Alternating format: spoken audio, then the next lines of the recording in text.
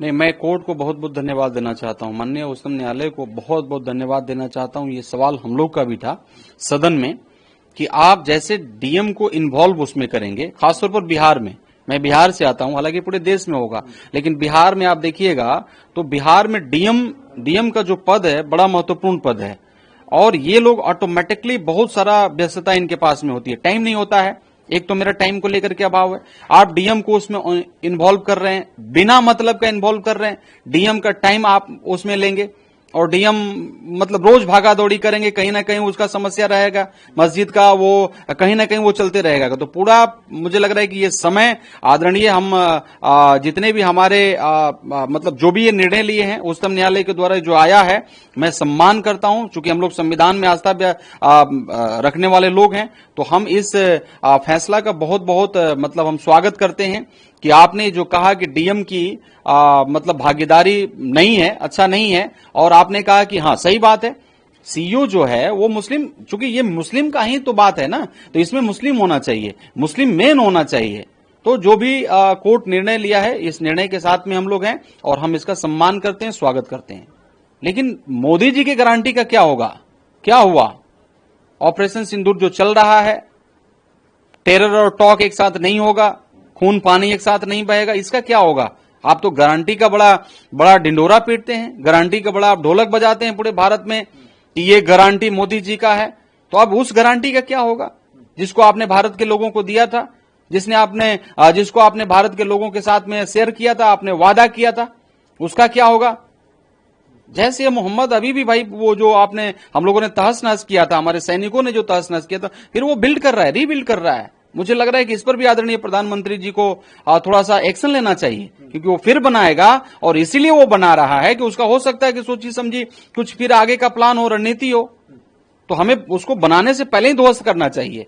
देखिए, बिहार में अब तो चुनाव आ रहा है ना, मतलब चुनाव तो शुरू ही हो गया ऑलमोस्ट, अब तो कुछ ही दिन में अध्यादेश आ जाएगा। तो प्रधानमंत्री जी और मतलब ये पहला व्यक्ति थोड़ी नहीं है, इनका तो जितने भी लीडर्स हैं सब जा ही रहे हैं, और प्रधानमंत्री जी का ये पहला दौरा थोड़ी नहीं है, इससे पहले भी बहुत सारा दौरा कर लिए। आप देख ही रहे होंगे किसी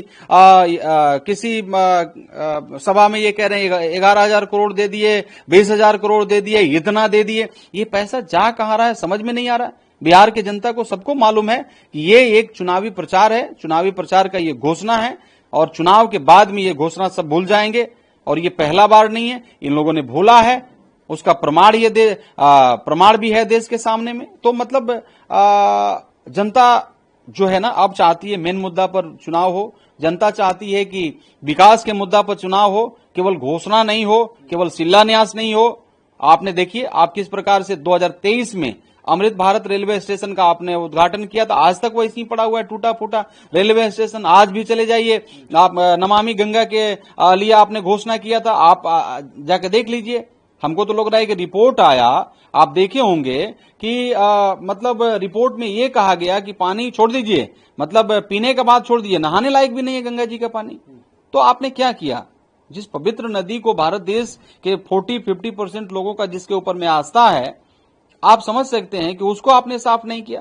तो देखिए, देश के लोगों को भी तो आपका घोषणा के बारे में मालूम है, ये प्रचारी घोषणा है, ये चुनावी घोषणा है, कर लें ये लोग, चुनाव के बाद ये सब भूल जाते हैं, एक बार भी नहीं जाते हैं ये। तो जाएं, मतलब लोकतंत्र में सब स्वतंत्र है, 1,000 नहीं मतलब एक बार नहीं 1,000 बार जाएं, कोई फर्क नहीं पड़ने वाला। बिहार का जनता निर्णय ले चुका है और इंडिया गठबंधन का सरकार बनेगा, आदरणीय हमारे राहुल गांधी जी के नेतृत्व में, आदरणीय तेजस्वी यादव जी के नेतृत्व में, आदरणीय हमारे इंडिया गठबंधन के जितने भी लीडरान है सबके नेतृत्व में, उनके हम सिपाही होने के नाते हम लोग की सरकार बनेगी और पूरे गारंटी के साथ बनेगी। आप पूरे सभी जाति, सभी धर्म और सभी संप्रदाय का इस बार समर्थन मिलेगा और बहुमत से, पूर्ण बहुमत में हमारी सरकार बनेगी। जी कशिश भाई, सुप्रीम कोर्ट का वर्डिक्ट आ गया है जो है वक्फ को लेके, क्या कहना चाहेंगे? देखिए, मुस्लिम समुदाय देश की उच्चतम न्यायालय में गया और उस पर भरोसा किया, आज उसका फैसला आ गया। तमाम लोगों को अब उसे तस्लीम करना चाहिए, बिल्कुल उस अंदाज से जैसे बाबरी मस्जिद राम जन्मभूमि की डिस्प्यूट का किया था। राष्ट्र से बढ़ के कोई चीज नहीं होती। देश से बढ़ के कोई नहीं। मैं तमाम लोगों से अपील करूंगा, देश के भारतीय नागरिकों से, कि ना इस पे खुशी का इजहार करें, ना गम का इजहार करें, बल्कि इसे तस्लीम करें। ये देश की सर्वोच्च अदालत का फैसला है, हमें इसको सर झुका के तस्लीम करना है और पूरे विश्व को ये बताना है कि हम न्यायपालिका पे भरोसा करते थे, भरोसा करते हैं, भरोसा करते रहेंगे। इसमें कोई भी सियासी पार्टी अपनी सियासी रोटी न सेके, बल्कि मुसलमान को ये समझना चाहिए कि उसका हमदर्द कौन है और उसका दुश्मन कौन है। मैं एक बात और यहां पर यह कहूंगा कि देश के अंदर कौमी यकजहती की जड़ें मजबूत थीं, मजबूत है, मजबूत रहेंगी। सियासी लोग अगर इसको तोड़ने की कोशिश करें तो उनके बहकावे में नहीं आए, बल्कि न्यायालय के फैसले पर खुशी का इजहार करें। ये मेरा देश के नागरिकों से अपील है। हालांकि कोर्ट ने यह भी कहा है कि कुछ वर्गों को संरक्षण की आवश्यकता है। देखिए, मैं क्या कह रहा हूं कि कोर्ट के फैसला आने के बाद कुछ भी बोलना क्वांटम ऑफ कोर्ट होता है। हमें कोर्ट के फैसले को तस्लीम करना है। कोर्ट ने जो कहा है हमें वो करना है और हमें उस पर भरोसा करते हुए उस पर वही करना चाहिए जो कोर्ट ने कहा है। आपको क्या लगता है, वेलफेयर में रहेगा ये? बिल्कुल रहेगा वेलफेयर के अंदर। पहले एक बात समझ लीजिए, जो काम मुसलमानों के खिलाफ वक्फ बोर्डों ने किए, उनकी संपत्तियों को खाया, उनके आमदनी को खाया, आज अगर वक्फ बोर्ड ने सही काम किया होता पूरे देश के, तो जितनी आमदनी थी तो आज मुसलमान बच्चा छात्रवृत्ति के लिए धक्के नहीं खा रहा होता। आज हम आयुष्मान कार्ड के लिए दर ठोकरे नहीं खा रहे होते। आज मुसलमान गरीब लोग प्रधानमंत्री आवास योजना के लिए दर मारे नहीं फिर रहे होते। आज वक्त, मेरा कहना है कि आज वक्त आया है और मुझे देश की सरकार पे पूरा भरोसा है कि इस बिल से वो मुसलमानों का उत्थान करेंगी, गरीब बच्चों को छात्रवृत्ति देगी, आवासीय योजना देगी, मेडिकल फैसिलिटीज देगी, मेडिकल कॉलेज बनाएगी और तमाम मुसलमानों के फायदे के लिए काम करेगी। मुझे भरोसा है जो काम अब तक वक्फ बोर्ड नहीं कर पाए। पूरे 5 साल तक इस्लाम का, देखिए, जो वक्फ के पूरे सिस्टम में सुधार का फैसला हुआ है, संसद ने पास किया है, वो शुद्ध रूप से आस्था के संरक्षण और व्यवस्था के सुधार का है। जो आस्था है उसका संरक्षण है और जो प्रशासनिक व्यवस्था थी उसकी सुधार का है। लेकिन अफसोस की बात है कि जो लूट की लंपट लाबी है वो लूट के लाइसेंस की छूट चाहती है। अब लूट की लंपट लाबी अगर लूट के लाइसेंस की लीगल छूट चाहती हो तो वो इसी तरह का हाहाकार, हंगामा और एक काल्पनिक भ्रम पैदा करने की कोशिश करेंगे, क्योंकि ये वो लोग हैं जिन्होंने कि वक्फ के पूरे सिस्टम को टच मी नॉट बना दिया था। और एक जो ज़मीनी जो है वो कानून था, जो संसद का कानून था, उसको आसमानी किताब बना दिया था कि साहब इसको कोई छू ही नहीं सकता। जहाँ तक सवाल है कि जो प्रशासनिक व्यवस्था है उसमें जो है वो समाज के सभी वर्गों की हिस्सेदारी, भागीदारी इस नए कानून में जो है। अब ये कहते हैं कि जी नहीं, इस सेकुलर कंट्री में कम्युनल एंट्री और नो एंट्री का फार्मूला रहेगा कि इसमें जो है वो कोई भी जो है वो दूसरे मजहब का जो है वो इस प्रशासनिक व्यवस्था का हिस्सेदार, भागीदार नहीं बन सकता। तो सेकुलर कंट्री में कम्युनल नो एंट्री का जो है वो फार्मूला नहीं चल सकता। दूसरी चीज़ ये कि मैं मानता हूं कि जो लोग इस पूरे के पूरे वक्फ के सुधार पर हाहाकार और हंगामा और हुड़दंग कर रहे हैं, वो शुद्ध रूप से ऐसी लूट की लंपट लाबी है जो लूट के लीगल लाइसेंस की छूट चाहती है। इससे ज़्यादा कुछ नहीं है। और इसलिए जो है वो जो भी कोर्ट ने इस पे फैसला किया है सरकार ज़रूर उसको देखेगी। लेकिन मेरा मानना है कि इस सुधार पर किसी भी तरह का सांप्रदायिक प्रहार जो है वो स्वीकार नहीं होना चाहिए। लेकिन सर, जिसमें रोक लगा दी है और जिसके तहत वक्फ बनाने के लिए किसी भी व्यक्ति को 5 साल तक इस्लाम का न्याय होना जरूरी था, उसकी कोई आवश्यकता नहीं, उस पर कैसे? देखिए, ऐसा है कि कोर्ट जो है वो उसके संवैधानिक अधिकार है किसी भी संसद के कानून की स्क्रूटनी करने का, और सरकार की तरफ से भी जो अपना पक्ष है वो रखा गया है। लेकिन मैं मानता हूं कि जो वक्फ सिस्टम का जो सुधार है, जो संवैधानिक सुधार है, वो आस्था के संरक्षण और प्रशासनिक व्यवस्था के सुधार का है और इस पर किसी तरह का सांप्रदायिक प्रहार करना ठीक नहीं है। जो बोला गया है कि इतने होने चाहिए। अच्छा, आप ये बताइए, आप ये बताइए, आप जो है कहेंगे ये सेकुलर कंट्री है, और उसके बाद आप जो है कहेंगे नहीं, सेकुलर कंट्री में कम्युनल एंट्री और नो एंट्री का फार्मूला तय कर दो कि इस प्रशासनिक व्यवस्था में जो है इस कम्युनिटी का व्यक्ति होगा, इस धर्म का व्यक्ति होगा, इस धर्म का व्यक्ति नहीं होगा। अरे भाई, ये टोटल जो है वो एडमिनिस्ट्रेटिव सिस्टम के लिए है। अब डिस्ट्रिक्ट मजिस्ट्रेट आप कहोगे कि डिस्ट्रिक्ट मजिस्ट्रेट जो है वो इस धर्म का ही होना चाहिए, सिटी मजिस्ट्रेट इस धर्म का होना चाहिए। तो सेकुलर कंट्री में कम्युनल एंट्री और नो एंट्री का कोई फार्मूला अगर कोई लेके घूम रहा है तो मैं मानता हूँ वो इससे ज़्यादा बेवकूफ़ी नहीं हो जा रहे हैं। लेकिन उससे पहले जिस तरीके के लगातार विपक्षी पार्टियों के द्वारा ये कहा जा रहा है कि जुमलेबाज है, इस तरीके के शब्दों का प्रयोग किया जा रहा है, क्या कहेंगे? तो ऐसा है, कुछ लोग जो है वो झांसे का झुंझुना लेकर के और लफाजी का लॉलीपॉप लेकर के जो है वो धारा प्रवाह धमाल के धूर्तापूर्ण कमाल में लगे हुए हैं। और जो लोग धारा प्रवाह धमाल के धूर्तापूर्ण कमाल में लगे हुए हैं वो उन्हें भी मालूम है कि इन चुनावी चौपाल पे वो चारों खाने चित होंगे, धूल धूसरित होंगे।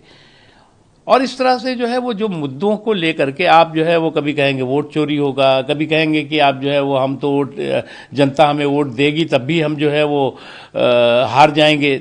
तो आप अपनी हार की हताशा का अभी से तमाशा अगर बना रहे हैं तो फिर आप को इस बात का लोगों को भी अच्छी तरह एहसास है कि बिना ज़मीन की ज़मींदारी की जंग चल रही है इनकी, और कुछ नहीं है। बिना ज़मीन की ज़मीन, अब दिक्कत यह है कि इनकी जो है वो जनाधार तो है जो है वो ज़ीरो होता जा रहा है, लेकिन अहंकार में हीरो बनने की कोशिश कर रहे हैं। तेजस्वी यादव के जीवेश मिश्रा जो है जिस तरीके का शब्दों का पत्रकार के साथ प्रयोग किया, जब सवाल पूछा गया क्योंकि गलत तरीके से उन्होंने ऑर्डर लिया और उसको जब उस पर सवाल पूछा गया जो बैकवर्ड पत्रकार है उन पर इस तरीके का तंज, तो क्या सरकार इनको निकालेगी? इसको इनको देखिए, ऐसा है कि अगर आप देखें, ये तो लीपापोती करने के लिए एक एक्सक्यूज ढूंढ रहे हैं, एक बहानेबाजी देख रहे हैं। जहां तक सवाल है, नरेंद्र मोदी जी राजनीतिक असहिष्णुता और अराजकता के सबसे बड़े शिकार रहे हैं। और जिस तरह से उनके ऊपर जो है वो हाथ में तो ये संविधान का जो है वो कॉपी लेके घूमते हैं, लेकिन जेब में जो है वो गाली की डिक्शनरी लेके घूमने वाले लोग हैं। और उसके बाद कहेंगे साहब उसने भी कहा था इसलिए हम भी कहेंगे, हमें जो है वो छूट मिल गई है इसकी। तो ये सब करके जो है वो खुद अपना नुकसान कर रहे हैं, इससे ज़्यादा कुछ और है नहीं। आप लोग जानते हैं कि अभी जो सुप्रीम कोर्ट का वक्फ अमेंडमेंट एक्ट 2025 के सिलसिले में जो फैसला आया है, ये एक इंटरिम फैसला है। इसमें जो हम लोगों की डिमांड थी कि कंप्लीट एक्ट पर स्टे हो, वो नहीं डिमांड फुलफिल हुई है, लेकिन उसके बावजूद भी काफ़ी रिलीफ कोर्ट ने दी है, उसको हम लोग वेलकम करते हैं। और हम लोग ये उम्मीद करते हैं कि जब इंशाल्लाह फाइनल फैसला आएगा तो उसमें कंप्लीट रिलीफ हासिल होगी। और मिसाल के तौर पे जो किसी भी प्रॉपर्टी को वक्फ करने के लिए जो मुसलमान 5 ईयर प्रैक्टिसिंग मुस्लिम होने की शर्त थी उस पर स्टे हुआ है, सेक्शन 3 और 4 पर स्टे हुआ है। और वक्फ बोर्ड का CEO हो मुसलमान ही हो, इसको वाजे किया गया है। और उसी के साथ साथ इस बात को भी इस पे भी स्टे किया गया है कि जो ओवरराइडिंग पावर डिस्ट्रिक्ट कलेक्टर को किसी भी वक्फ प्रॉपर्टी को डिसाइड करने के लिए दिए गए थे उन पर भी रोक लगी है। तो इन सब बातों को हम लोग वेलकम करते हैं। लेकिन एक बड़ी बात ये भी है कि इसमें 3 गैर मुस्लिम सदस्य भी होंगे। नहीं, जहां तक जो अभी बात सामने आई है वो ये है कि अगर कोई कॉम्पिटेंट मुस्लिम ना मिले तो फिर मैक्सिमम 3 नॉन मुस्लिम मेंबर्स बनाए जा सकते हैं। इसकी अभी वजाहत दरकार है।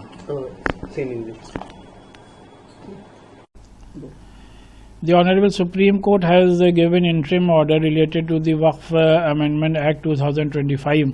However, our demand was that the entire act, there must be a stay on the entire act, but the court has not given such order.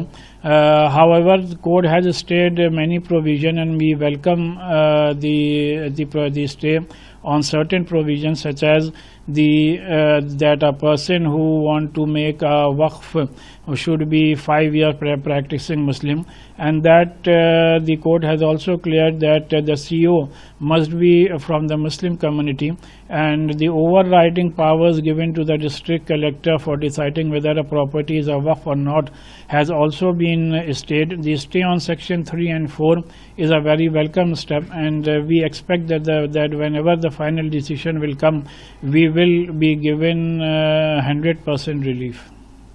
संशोधन बिल पर जिस तरीके से फैसला है, कई चीजों पर जो है रोक भी लगाई गई सुप्रीम कोर्ट के द्वारा, तो इसको किस तरीके से आप देखें? अभी जो वक्फ अमेंडमेंट एक्ट 2025 के सिलसिले में सुप्रीम कोर्ट का जो इंटरिम ऑर्डर आया है, उसमें जो बातें सामने अभी तक आई हैं, उसके मुताबिक जो इंटायर एक्ट है, कानून है, उस पर स्टे नहीं लगाया गया है।